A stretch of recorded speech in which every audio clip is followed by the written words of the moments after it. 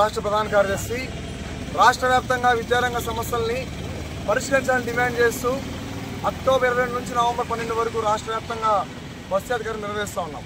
ప్రధానంగా ఈ బస్ యాత్ర కార్యక్రమంలో ఏదైతే ఈ రాష్ట్రంలో గత వైసీపీ ప్రభుత్వంలో ఆంధ్రప్రదేశ్ రాష్ట్రానికి నూతనంగా 17 ప్రభుత్వ మెడికల్ కళాశాలలు వచ్చినాయి.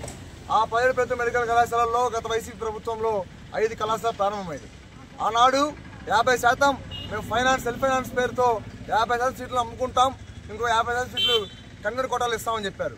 ఆనాడు ఇదే విద్యాశాఖ మంత్రి ఈ రాష్ట్ర ముఖ్యమంత్రి గారి కుమారుడు తన యోగలం పాదయాత్రలో భాగంగా తన సొంత మంగళగిరి నియోజకవర్గంలో ఆగస్టు 16, 2023 సంవత్సరంలో మేము ఈ 50% సీటు సెల్ఫ్ ఫైనాన్స్ కోర్సుని వెనక్కి తీసుకుంటాం, జీవో నంబర్ 107, 108 రద్దు చేస్తాం, పూర్తిగా రాష్ట్రంలో ఎవరైతే బైపీసీ చదువుకొని నీట్ రాసి సీట్లు పొందుతారో కన్నడ కోటాలో ఇస్తామని చెప్పారు. కానీ గతంలో వైసీపీ ప్రభుత్వం కేవలం సీట్లు మాత్రమే నమ్ముకుంది. ఈ కూటమి ప్రభుత్వం అధికారంలోకి వచ్చిన తర్వాత మా కళాశాల అవసరం లేని చెప్పని పూర్తిగా కళాశాలను అమ్మేస్తా ఉన్నారు. దీని అఖిల భారత విద్యార్థి ఫెడరేషన్ ఏఐఎస్ఎఫ్గా పూర్తి ఖండిస్తూ ఉన్నాం. నిస్సిగ్గుగా సిగ్గు లేకుండా ఈరోజు విద్యాశాఖ మంత్రి సత్యకుమార్ యాదవ్ మాట్లాడుతూ మా దగ్గర డబ్బులు లేవు, ఆ 10 కళాశాలలు నడపాలంటే 5,000 కోట్ల రూపాయలు అవుతాయంటా ఉన్నారు.